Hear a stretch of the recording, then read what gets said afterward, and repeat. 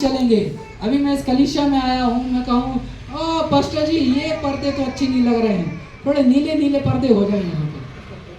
अरे ये कारपेट जो है ये अच्छा नहीं लग रहा है, थोड़ा सफेद कलर का हो जाए यहाँ पर। ये पोडियम अच्छा नहीं लग रहा है, थोड़ा अलग कलर का हो जाए। पता है पास्टर जी क्या कहेंगे? पास्टर जी कहेंगे ठीक है धन्यवाद आने के लिए, कल से मत आना यहाँ पर, कल से मत आना। कारण क्या है? ये कलीसिया मेरी नहीं, मैं निर्णय नहीं लूंगा इस कलीसिया में क्या होगा। इस कलीसिया में आपके लीडर्स हैं, यहाँ पर आप हैं, यहाँ पर आप निर्णय लेंगे। कारण क्योंकि ये कलीसिया मेरी नहीं है, मैंने नहीं बनाया है। आपको मैंने बपतिस्मा नहीं दिया, मैंने आपको सुसमाचार नहीं सुनाया, आपको मैं यहाँ पर लेकर नहीं आया। मैं नहीं हूँ वो परमेश्वर ने जब इस सृष्टि की रचना की तो परमेश्वर ने कुछ नियम भी दिए इस सृष्टि में, और वो नियम किसको पालन करना है? हर एक व्यक्ति को। जो व्यक्ति इस सृष्टि में रहता है वो किसके नियम पालन करेगा? परमेश्वर के नियम पालन करेगा। वो कोई ऐसा नहीं कह सकता माई लाइफ माई रूल्स, है ना, ये सब चलता है, ये तो मेरा जीवन है। इस जिंदगी का राजा कौन है? हम हैं जिंदगी का राजा। भैया सोच के तो देखो थोड़ा यार, थोड़ा तो शर्म करो। ये जीवन किसने दिया है तुम्हें? परमेश्वर ने दिया है। ये तुम्हारा जीवन कैसे हो गया? बोले हाँ हम ऐसा कर लेंगे, हमारी बॉडी को हम ऐसा बना लेंगे, टैटू लगा लेंगे, ये लगा लेंगे, वो लगा लेंगे। ये जीवन किसने दिया? ये तुम्हारा शरीर क्या है? परमेश्वर का मंदिर है। और पवित्र आत्मा तुम में क्या करता है? निवास करता है। Hallelujah hallelujah. लेकिन बड़े ही निराशा के साथ कहना पड़ रहा है, कई मसीही लोगों को ये बात समझ में नहीं आती। उनको लगता है हम ही है राजा, बस और कौन है फिर राजा? कौन क्या कहेगा हमसे? हमारे माता पिता ने कुछ नहीं कहा, आप कौन होते हैं हमसे कहने वाले? देखो भैया हम कोई नहीं होते हैं, ये परमेश्वर का वचन कहता है। हालेलुया। और जब परमेश्वर का वचन कहता है आपसे कुछ, अपने हृदय को पत्थर का मत बनाइए, अपने हृदय को तोड़ दीजिए। परमेश्वर की जब आत्मा आपके अंदर काम करने लगेगी आपका जीवन बदल जाएगा। Hallelujah hallelujah.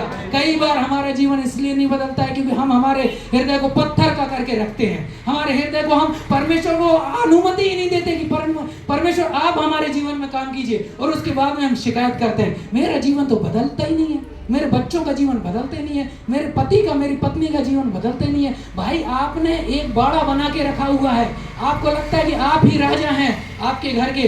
आपका घर के राजा आप नहीं है, परमेश्वर है जिसने आपको वो परिवार दिया हुआ है। और जब तक आप इस बात को नहीं मानेंगे तब तक आपके जीवन से परेशानियां दूर नहीं होंगी। जब तक आप इस बात को नहीं मानेंगे आप हमेशा रोते धोते रहेंगे। साल आएंगे साल जाएंगे, सुसमाचार सुनेंगे, सुसमाचार आप भूल जाएंगे। लेकिन जब तक आप परमेश्वर को अपने जीवन का राजा नहीं बनाएंगे, जब तक आप इस बात को नहीं मानेंगे कि हम नहीं लेकिन परमेश्वर हमारा जीवन का राजा है, परमेश्वर हमारे परिवार का राजा है, परमेश्वर हमारे बच्चों का राजा है, परमेश्वर हमारे कलीसिया का राजा है, तब तक हमारे जीवन में हम बढ़ोतरी नहीं देख सकते। Hallelujah hallelujah.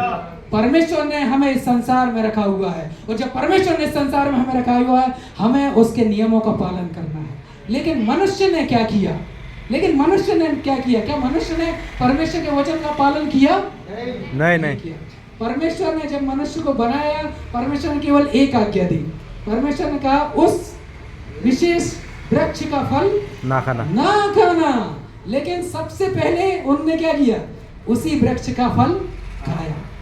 रोमियो की पत्री 5 अध्याय उसकी 12 से आप देखेंगे कि एक व्यक्ति के कारण पाप संसार में आ गया, और उस पाप से क्या हुआ? मृत्यु इस संसार में आई और सारे लोगों के भीतर फैल गई। और इसीलिए मृत्यु होती है, मृत्यु सामान्य नहीं है, इस बात को आप याद रखिए। मृत्यु पाप का परिणाम है, मृत्यु पाप का परिणाम है। इसीलिए आप चाहे कितने भी धर्मी हो जाइए, शारीरिक मृत्यु होनी है।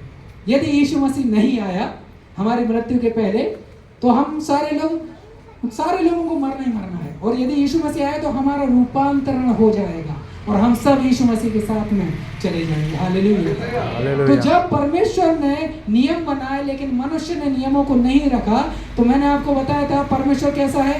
परमेश्वर पवित्र परमेश्वर। अब आप सोच के बताइए कि जब मनुष्य ने परमेश्वर के वचन को नहीं पालन किया तो परमेश्वर क्या करेगा?